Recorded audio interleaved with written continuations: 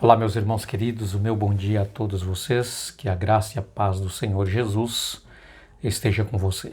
Seja muito bem-vindo na nossa Sala da Esperança nesta manhã, essa manhã de quinta-feira. Estamos chegando aí já ao finalzinho desta semana e Deus bondosamente nos agraciou com o privilégio de podermos estudar essa tão importante lição, de reflexões para nós a respeito, queridos, desse maléfico pecado da cobiça. Às vezes nós não levamos muito em conta, não preocupamos muito, porque dá a impressão que não é um pecado tão grande como matar, como roubar, como adulterar, mas na verdade, queridos, você pode ter certeza que a transgressão da maioria dos mandamentos de Deus vem exatamente pela cobiça, tá? Por isso que Deus recomenda tanto que nós precisamos tomar muito cuidado com esse pecado, ok? Muito bem, hoje quinta-feira nós vamos estudar mais uma lição falando sobre vencendo a cobiça, como nós podemos vencer esse pecado. Então vamos ao nosso estudo, mas vamos primeiro orar pedindo a bênção de Deus.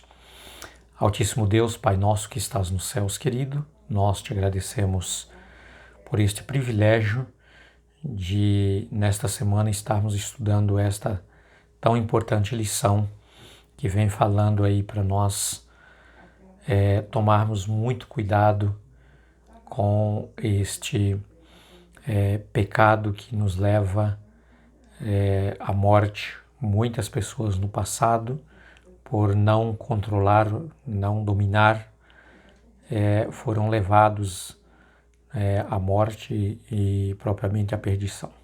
Que esse não seja, pela graça de Cristo Jesus, a nossa sorte. Em nome de Jesus oramos. Amém. Queridos, vencendo a cobiça. A cobiça é uma questão do coração e, como o orgulho e o egoísmo, muitas vezes passa despercebida, e é por isso que pode ser tão mortal e enganadora. Já é difícil superar pecados óbvios, como mentira, adultério, roubo, idolatria, transgressão do sábado. Contudo, esses são atos externos sobre os quais temos que pensar muito bem antes de cometer. Mas vencer pensamentos errados, isso é difícil. Tá? Muitas vezes, como eu disse, nós não levamos em conta esses pecados óbvios, porque muitas vezes não sentimos que é tão maléfico, que é tão perigoso, que é tão mortal, como outros mandamentos, como por exemplo o roubo, assassinato, como adultério, enfim, esses parecem ser pecados grandes demais. Mas na verdade, queridos, pecado é transgressão da lei, qualquer pecado é pecado, tá? E a pessoa comete adultério porque cobiça. Primeiro cobiça para depois cometer adultério. A pessoa que rouba, primeiro ele cobiça para depois roubar. Na maioria das vezes são assim. Tá? Geralmente o problema do crime, quando a pessoa mata outro, geralmente está envolvido aí essa questão da cobiça. Muito bem. Agora, como é que nós podemos vencer, queridos, é esse pecado que muitas vezes ele não é assim manifesto de forma pública, né? Ele está dentro do nosso íntimo, dentro do nosso coração, dentro do eu. Esse pecado geralmente ele só se manifesta, só se torna público quando você comete um outro pecado por causa desse, né?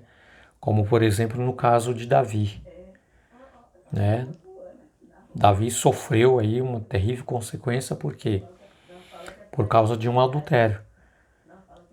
Mas o adultério não aconteceu antes da cobiça. Primeiro ele cobiçou, depois ele adulterou, depois ele tentava cobrir um pecado praticando um outro, cometendo um outro, né, e chegou a ponto de assassinar o marido da mulher, né, ou mandar matar o marido da mulher. Ele mesmo se tornou cúmplice porque mandou, né? Então tudo isso começou por quê? Começou por uma cobiça, né? Primeiro ele olhou para a mulher, era uma mulher muito bonita, né? Ele desejou tê-la como a sua mulher, depois ele mandou buscar e adulterou com ela. Primeiro ele cobiçou.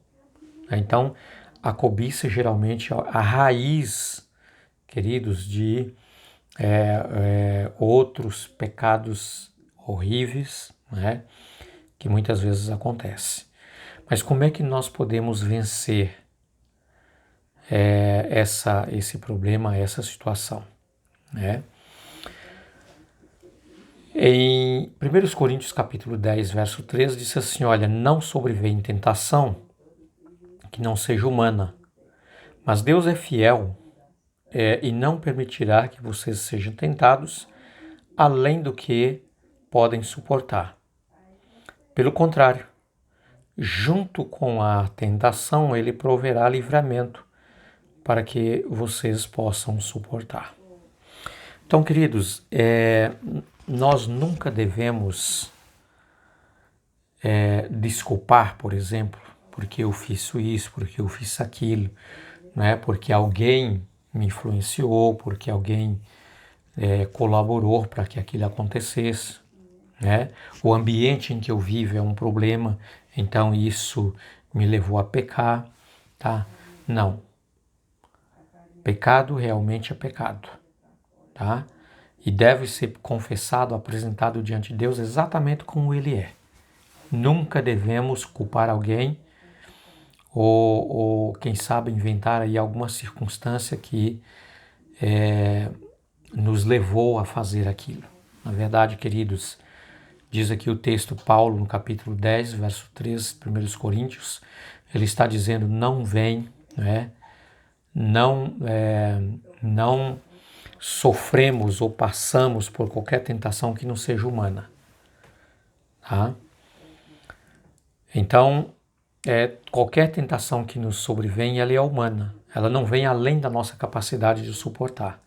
Agora, muitas vezes, queridos, por nós não estarmos ligados com Deus, por nós não estarmos, por meio da palavra de Deus, avivados, por nós não estarmos, por meio da oração, buscando o poder de Deus, então, por essa falência, por essa debilidade, essa falta de comunhão com Deus, é que nós nos tornamos mais fracos do que a tentação e viemos a cair. Tá? Mas o próprio Deus está dizendo aqui, ó, não sobrevém tentação que não seja humana. Mas Deus é fiel e Ele não permitirá que vocês sejam tentados além do que vocês podem suportar. Tá? Deus não permite que venha uma tentação, um problema tão grande para nós que nós não somos capazes de suportar, porque Ele mesmo nos dá capacidade, nos capacita para podermos vencer as tentações pelo poder de Cristo Jesus. Tá? Muito bem. Nós temos aqui, queridos, na nossa lição, aqui no rodapé, nós temos aqui 3 pontos importantes para a nossa reflexão, para que nós possamos nos fortalecer com Cristo Jesus, para podermos vencer as tentações. Primeiro devemos dedicar em servir a Deus, depender de Deus e fazer parte de sua família. Escolha hoje a quem vão servir. Tá? Então eu preciso, em primeiro lugar, tomar essa decisão de servir a Deus. Tá? Tomar essa decisão de fazer parte da família de Deus e de estar em comunhão com Deus, buscando o seu poder, como total dependente de Deus. Tá? Josué, por exemplo, ele diz: eu e a minha casa serviremos ao Senhor. Então nós precisamos tomar essa decisão. Ok? O segundo passo é orar diariamente. Por exemplo, Mateus 6, verso 3 diz assim, olha, e não nos deixes cair em tentação. Então nós devemos pedir constantemente essa bênção para Deus, para não nos deixar cair em tentação. Mas nós também não devemos procurar a tentação. Entendeu? Muito bem. Livra-nos do mal, pois teu é o reino, o poder e a glória para sempre. Então, nós precisamos pedir a Deus para nos livrar do mal e entender que Deus é poderoso, porque dele é o reino, é o poder e a glória para sempre. Então, de nós mesmos nós não vamos conseguir, mas com Cristo Jesus nós somos vencedores, mais do que vencedores, garante a palavra de Deus, não é? Muito bem. Nós devemos sentir, queridos, no nosso coração, que a cobiça é um pecado maléfico, é um pecado mortal, é um pecado que leva o ser humano à morte.